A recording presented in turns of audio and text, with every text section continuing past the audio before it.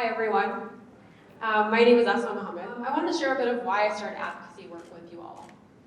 In 2015, I was working at a school in Minneapolis and was counseling students, and primarily students of color.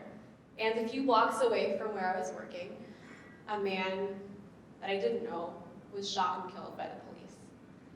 His name was Jamar Clark. And that day, I knew I needed to be there for my students, and I knew I needed to be at the 4th precinct where people were holding down a protest. And I kept telling myself, Asma, there are going to be men there, and as a survivor of sexual violence, I was afraid.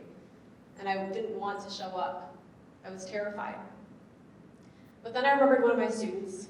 His name was Michael. He wrote a letter to me, and in it he said, Asma, I need you to help me get to college. He's 11. He said, Asma, I need you to help me get to college because if you don't, they'll kill me. He said, I don't get to see black men in my neighborhood grow up. And when I remembered Michael, I showed up at the 4th Police Precinct and held it down with my community for 17 days. We were maced and chased by police. Our campsite was completely shut down, but we held it down. And I remember afterwards, I asked myself what it took to show up. And it was my grandmother and the women who came before me that reminded me that even when you're feeling down, you work to lift people up. I went on to do workshops on intersectionality, sexual violence, and activism all over the state. And at schools where young women would come up to me, young Muslim women, and after I shared my story of being assaulted, they would say, Asma, me too. And it wasn't until they shared their stories with me that I knew I needed to step up, and I needed to rise with them and do something. So I joined RISE, Reviving the Islamic Sisterhood for Empowerment, and I made it clear that if I was expected to do this advocacy work, I needed to work on sexual violence. I needed the work to be intersectional. I needed to work on anti-racism. All of this is tied together because our injustices and our justice is tied together.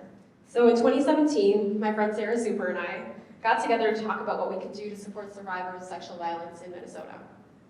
And in 2018, we went on to lobby for a bill that would eliminate the statute of limitations for reporting sexual violence. The chief author of our bill was now Congresswoman Ilhan Omar, the first Muslim woman and the first Somali woman in the Minnesota House. She advocated hard for us, and we learned how to write a bill and present it to our legislators. That year was hard because our bill didn't get a hearing, but in 2019, we found another chief author, and that was another freshman woman of color, Aisha Gomez, who authored our bill and worked hard with us. And I remember we were shopping around our bill, and I went to one legislator's office, and he said, oh, Asma, you're back. He introduced me to his legislative aide and said, if you need to know how to write a bill, talk to Asma. And I knew in that year that change had been made. And in 2019, we got a hearing. And I remember the hearing itself. And just last month, a Capitol staffer was talking to me and said, that was the most difficult hearing I had ever had to be a part of. Because in it, Sarah and I and Representative Gomez were put on trial. And Sarah and I were asked about our assaults. We were asked why we didn't care about the rights of perpetrators. We were asked if we were sure our memories were clear enough of our assaults. So I remember that day, I went back home angry and hopeless about the state of our legislature, and was wondering what the point of advocating and lobbying was. I didn't know why we were doing it anymore. So I talked about it on social media, as we all do.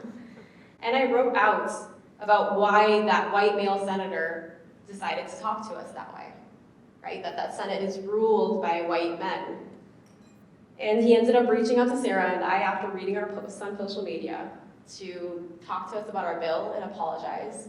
And then 2 days after that, he made a public apology and reversed his position and completely supported our bill. So when people tell you organizing doesn't work, they're lying.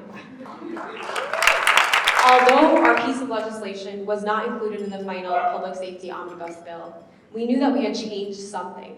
We had changed one person, right? And we were changing the culture. We had taken a platform that was made for old white men, and instead these two women, these two survivors were leading a movement, all with the support of women of color in the House. And that's the power of electing women of color. We get stuff done. I learned over the past year is to never let a mediocre white man tell you you can't do something, because you can't. So I'll leave you with this. We should always be supporting the most marginalized to do the work that needs to be done. Letting women of color lead the way is a start, and letting these women know that we support them and that we stand with them. Having survivor-led movements, having the people that are most impacted lead the work. That is how we are going to change this community. That's how we're going to change the way that power works in our states. So this next session, I would see women filling every committee hearing and every lobby day. I want us holding our senators and our House reps accountable. Because remember, there's one thing I know, and that's that women get work done. Thank you.